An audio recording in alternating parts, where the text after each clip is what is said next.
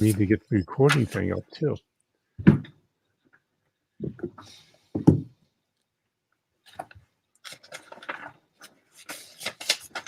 Okay. Hey, how are you today? This is Josh Patrick, and you're at Cracking the Cash Flow Code. My guest today is Adam Mckee from Contemporary Woods.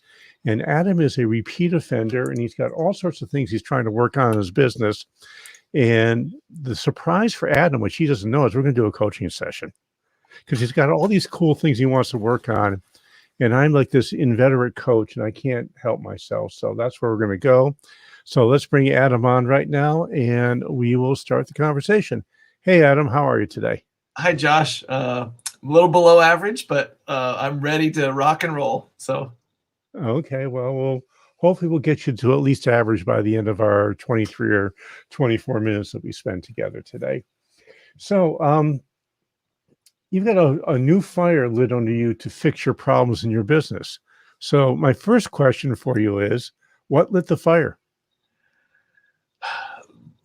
well, series of events. 2 years ago, I started reading 2 Second Lean by Paul Akers.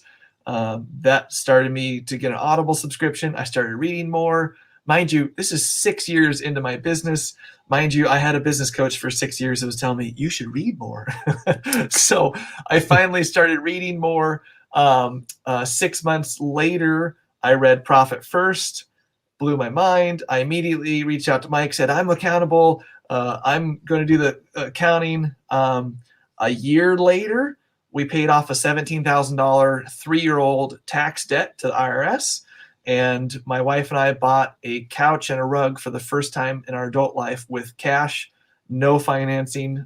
And that's just kind of the start. So that's been 4 months ago since we did that. And I don't know. I feel like this new fire has been lit, and I'm ready to tackle my demons and make this a great business. So Cool.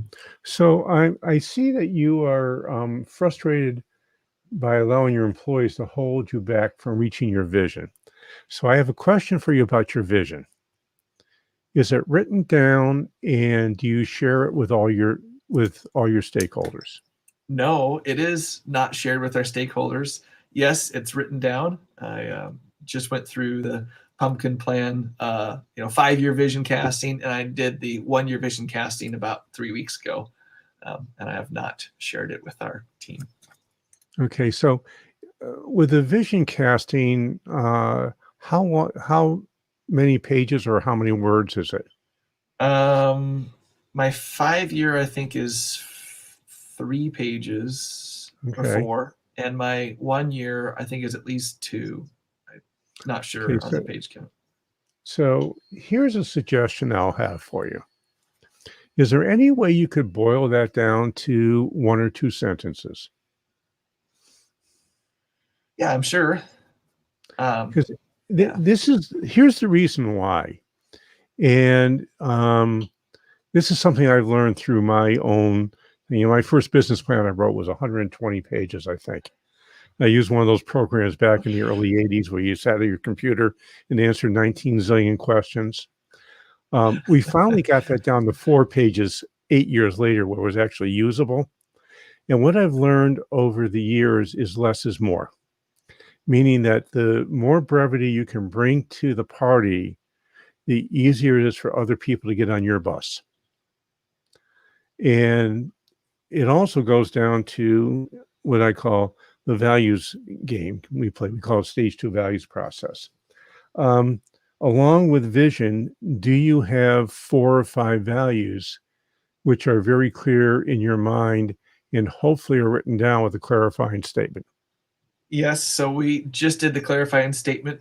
We're calling them immutable laws through the Tap the Potential kind of framework with Dr. Sabrina Starling. And we've had our core values for 1.5 or 2 years now written down. We recently cut them from 8 to 3. Our core values are quality, teamwork, and improvement. Okay, so what is the definition of each?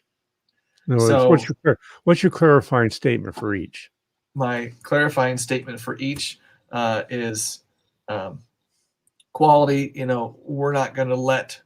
I'd like to just read them. Do you mind if I look them up real quick, or am I supposed to read it off the top of my head? Well, hopefully you'll be able to do it off your top of your head, but if you can't, then you'll have to read it. But let's not even go there right now, because I don't want to, waste, well, we could do that actually. But let's just talk about the reason why you want to have clarifying statements and why you want to memorize it. The reason is they're tools. And if it's not like that off the top of your head, it's hard to use it as a tool. And the reason that you have to look it up is because you're not using them every day. Does that make sense? Oh, 100%. I mean, a lot of times what I see with people is that they've got values and they're in their head. They may even have written them down with clarifying statements, but they're off someplace. Maybe they're on a wall, which nobody ever looks at. But if they're not used as a tool every day, it's really hard to make them stick. And from those values, that's where your vision statement comes from, because your vision is to support your values. Yeah. So we always start with values. We always start with clarifying statements. Then we go to mission, vision, and goals.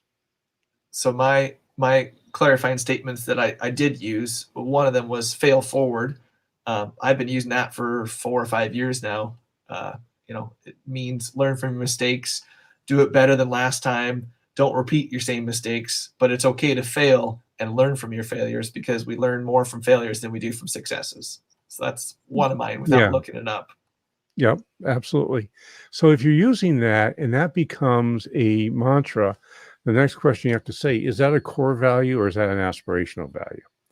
In other words, when somebody makes a mistake, do we learn from it or do we punish people? Because most of the time when people make mistakes, we say, oh, that was really dumb. You can't do that again. Or do you say, what did you learn? Oh boy, I think it's 70% true and 30% aspirational.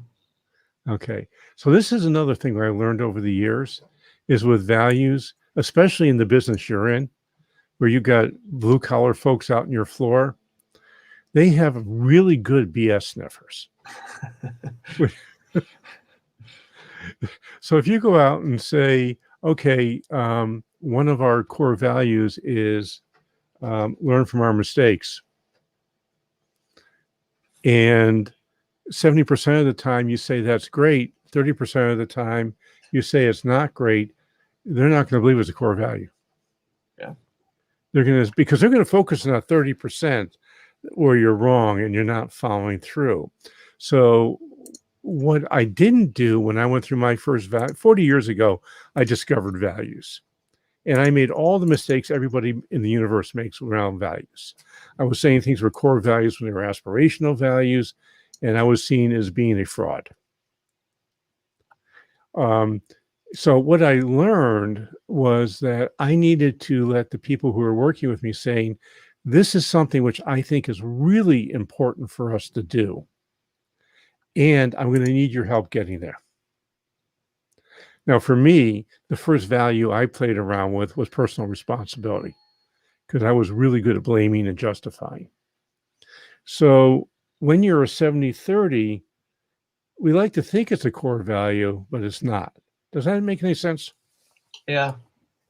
I think the hard part by saying that makes sense is it means that we may not have any core values, or I'm not trying to exaggerate, but they just might be half of them. I mean, our other 3 statements are, so fail forward. I told you that already. Right. Leave it better than you found it. Every day make your surroundings a little bit better. And then our reputation is our quality. That's what I narrowed down to the supporting statements for our core values. Okay. So your reputation is your quality. Yeah. Interesting. So how do you maintain your reputation? By shipping quality products? Is that your? Yeah. I mean, if there's a defect, we just redo it. We make a new one. We buy the material. We eat the cost. We, if we scratch something or cut something wrong, we order new material and remake it. We don't we don't pass on that crap to our customers. So, Adam, why don't we start off with, or why don't we go back and say, what is it that your company actually does? Oh, sure. Yeah. So we're a team of custom woodworkers. Yep. We make custom furniture, custom cabinets for people that can't find what they want at the store, basically. I bought the business about 8 years ago, and this is our 40th year in business. And we have quite a bit of finishing expertise. That's one thing I feel like separates us from the competition, is that we build stuff and we also finish it too, to a high standard. Executive boardroom tables, residential high-end cabinetry and furniture, high-end closets, a lot of kind of custom, unique pieces for people that have a discerning eye and want a creation of their own, basically. So basically, you're in the one-off business. Yeah. Yep. So what you make is unique and different, and probably you never make two that are exactly the same. Correct. So are you charging a premium price for that? We have raised our prices quite a bit in the last year and a half. I don't know if we are considered a premium yet or not. That's something that's on my digesting thought list or whatever. So out of curiosity, what would it take for you to become a premium product?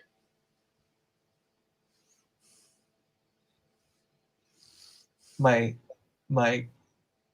questions to answer that are, I don't know if we're the highest priced in our region, and I don't know if it necessarily has to be highest priced, but I think it has to be where the customer feels like they're getting 2 or 3 times the value of what we're charging, even though we're charging a high price, I guess, is my goal, my aspiration. Are you charging a high enough price to fill all your needs from profit? I'm not sure. So like last year, was it the start of 2020? Yeah, I think it was the start of 2020. We started off at $45 an hour labor rate. Then 2 or 3 months later, we realized that wasn't enough to reach our goals, and so we jumped it to 60. And then in the last quarter of the same year, we raised it to $70 an hour. So my point is, I think we're heading towards that direction. I don't know if we've reached it or not. Mm-hmm. And I don't know what metrics I would look at to see if we have reached it. Obviously, if we get more no's to our quotes than yeses, then we're probably overpriced, overburdened for our market. So either we need to switch markets or we need to, adjust our prices. But I don't know. It all depends. I mean, there's a lot of people in your world that will get one no. 3 no's for every yes. Yeah. So that's not, obviously you want to do better than that. But one thing you might want to be taking a look at is your sales process. Okay. Are you familiar with Donald Miller's story brand? Yes. Yeah. Okay. One thing that would be really useful for you to do is, and I don't know if you've adopted his framework for the way you communicate with your customers and potential customers, it will be a really useful thing to do, especially in the one-off business, because what problem are you solving for your customers? What's the transformation that will happen when people buy your products? Yeah. I'm glad you're saying that, because we've started to put that into our email. It's like when we get a quote and we send a quote to somebody, we say, hey, here's all the details about your quote. And I've instructed my team to say, hey, make sure we're putting them as the hero. Like, we're really excited to guide your ideas into a final result that you can stand back and be satisfied with or excited about. I'm trying to make that shift. The other shift that I want to make is I went through Michalowicz's serve selling course. It was just basically about changing how you talk to people and, servant leadership, same kind of thing. And so I've been I have changed my vocabulary when I speak to people. When I answer the phone, it's, hey, this is Adam, how may I serve you? And then if Yeah. I'm talking to other contractors or colleagues or designers, it's like, is there anything else I can serve you with? Is there any other knowledge you need to, make this project a success? So I've just started doing that in the last couple months, 3 or 4 months. So Have you noticed any results as a based on that? I don't know if I've reflected enough, but I definitely see relationships getting better. Yeah. I I I don't see any negative takeaways at all, for sure. Whether the Well, you won't. positives are, Yeah, you likely won't. I mean, yeah, the truth is, we rarely hear negatives from our customers because they just don't tell us. yeah, I had a call with people that make these blue blocking glasses this morning, and they're great sure, when I'm sitting down.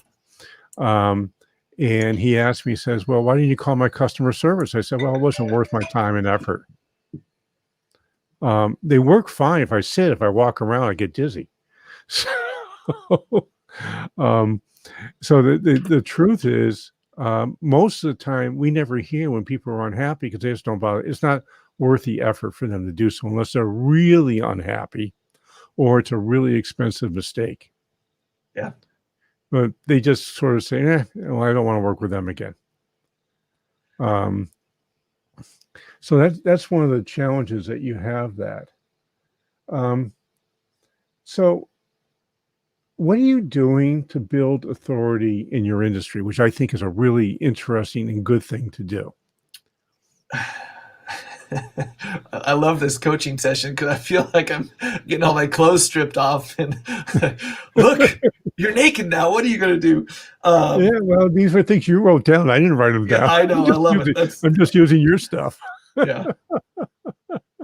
Uh, uh, you got me speechless for almost. My point being, I've started connecting with more people. So Yeah. McAllowitz, he's a big hero of mine. I've Yes. mentioned his name several times, obviously. And he offered a Different is Better beta program for his new book. I don't know if you heard of it, about his new book coming out this fall. It's a marketing-based book about being different, how you stand out in the market. Yeah. And so I paid to be part of this beta program. I was amongst 20 other entrepreneurs, and it was a really invaluable experience. And I got to talk to Mike a couple times over Zoom, in the group setting, and really kind of added a lot more fuel to my fire, per se. Anyway, there was a great number of people in that group that I reached out to and connected on a one-on-one basis, and that has kind of snowballed into me on this connecting journey. Kind of like you and I are doing today, just having a short half-hour conversation. Could be about nothing specific, could be about something to help serve other people. Anyway, that's kind of got me into a whole new tier, and I've got into a point where I've reached out to a couple builders and contractors that are on Instagram and YouTube and that have thousands or tens of thousands or hundreds of thousands of followers, and they've responded to me, and McAllowitz has responded to me in a few different ways, and other people in McAllowitz's sphere, other co-authors that written some of his derivative books have responded to me and had phone calls with me and Zoom calls. So I'm excited to build this little network. I don't know exactly how to execute on becoming the authority. So, Go ahead. so are you? Do you sell just locally or do you sell nationally and Mostly just internationally? regionally around us, 2 or 3 hours away from us, and that's it.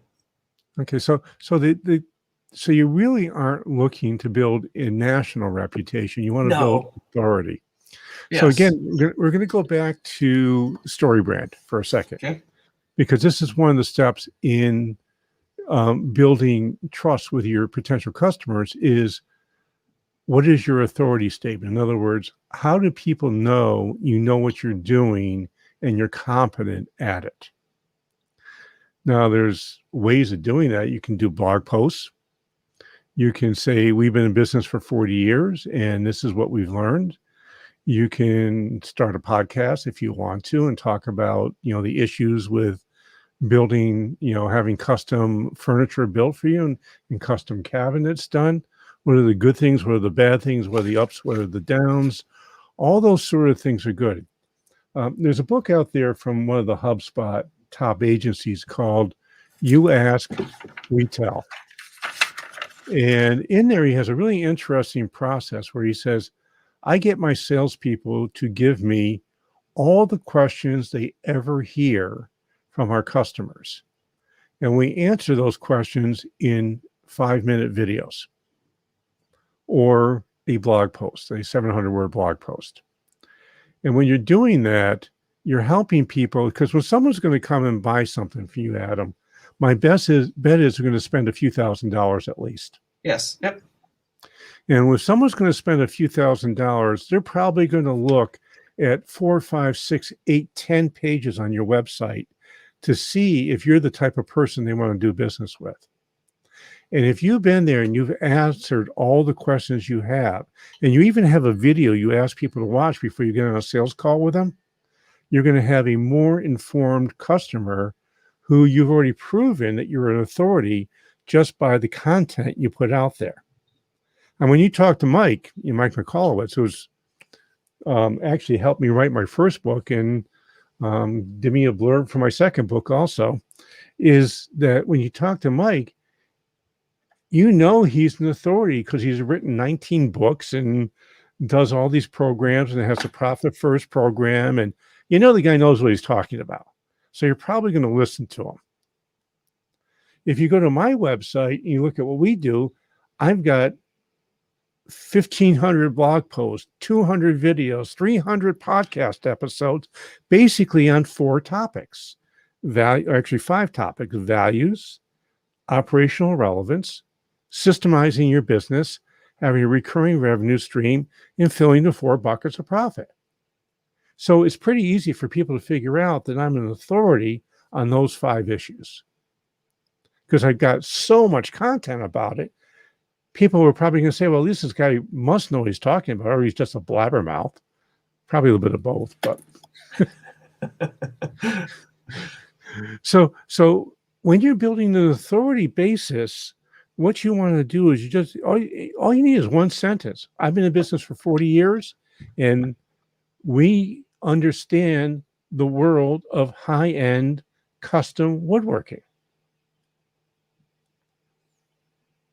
But it goes more than that. So if you use the brand script, which is Donald Miller's thing, you might be aware that I kind of think that's a pretty good strategy, a good framework. I love frameworks. Frameworks are easy because you don't have to think about what you're doing. You just fill in the blanks, and then your piece comes out. Yeah. So it's one of those good things to do. So so it's really, I think that you're on with this, with building authority in your industry. It's more important to build authority in your community. Okay. Yeah. Because, and I see this happen all the time. I see this in the wealth management world a lot, where, wealth management companies, they want to build authority with other people and with their peers. Who cares about your peers? You care about the people who might buy things from you. So in your case, it's not the industry, it's your community. So if you can be the go-to guy in your community for high-end custom stuff because you've answered everyone's questions, people will pay you. It's not, are you getting a premium price? They will gladly pay you a premium price because they think you're the expert. And you've proven you are. That's interesting. Yeah, that kind of echoes a lot of other things I've been learning recently.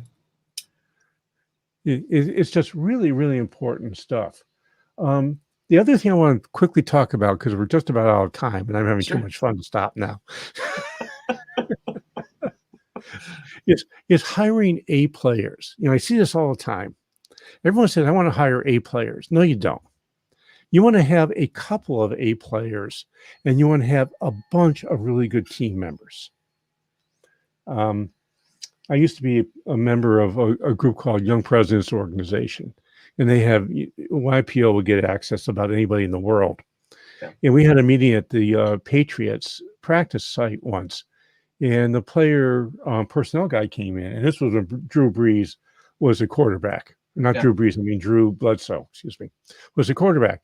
And he said, and they had one defensive player, said, we have 2 players we are not going to lose no matter what, the defensive guy and Bledsoe. So then we have 8 or 9 people who are really key players. And we're going to go to a point where we really want to keep them here, but at some point we have to say, I'm sorry, we can't do that. You'll have to go away.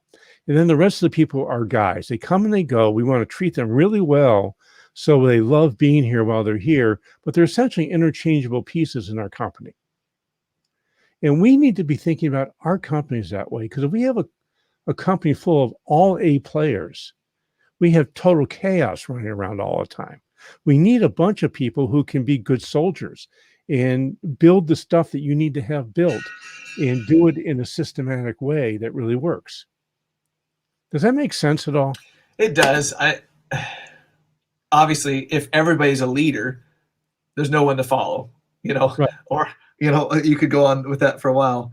I guess my definition of an A player is not exactly, in my head, is not what you're saying. Like, I agree that you do need a few A pillar players that are like your next leaders, and they lead the other 5 people, whatever. But I think everybody, like, we've been reading the book Surrounded by Idiots recently as a team. It goes over the disc, thing. Anyway, I think it's like you almost need an A player as a detail oriented person, the blue, and you almost need an A player as a red, and they need to like work with each other so that they counteract their strengths. I don't know. Yeah, I get what you're saying, that you do need followers. That's interesting. So, Adam, thank you for playing with me today. I really appreciate it. Yeah. And I'm going to bet people are interested in finding where you are. So if they wanted to do so, how would they do it? They could look me up on LinkedIn, becoming more active there. And if anybody wants to start a conversation, they can email me direct at adam@contemporarywoods.com. Cool. And I have 2 things I would like you to do because we are out of time. One is please, you get the idea now. Go to wherever you're listening to this podcast and give us an honest rating and review. If you love it, let us know. If you hate it, well, I hope you don't hate it, but if you do, you can say that too. And the second thing I'd like you to do is I came up with this thing. It was kind of a joke, but it's actually been a really useful tool over the last 20 years or so. It's called the periodic table of business elements. You may remember the periodic table when you were in chemistry class. Well, I did one for different tactics and strategies that you can use to make your business economically and personally sustainable. It's really easy to get. You just go to www.stage2planning.com/periodic, and you'll be able to download our periodic table and learn some new tactics and strategies you can use in your business. And if you want to talk to me about it, I'm happy to do so. Hey, this is Josh Patrick. We're with Adam Mckee. You're at Cracking the Cash Flow Code. Thanks a lot for stopping by. I hope to see you back here really soon.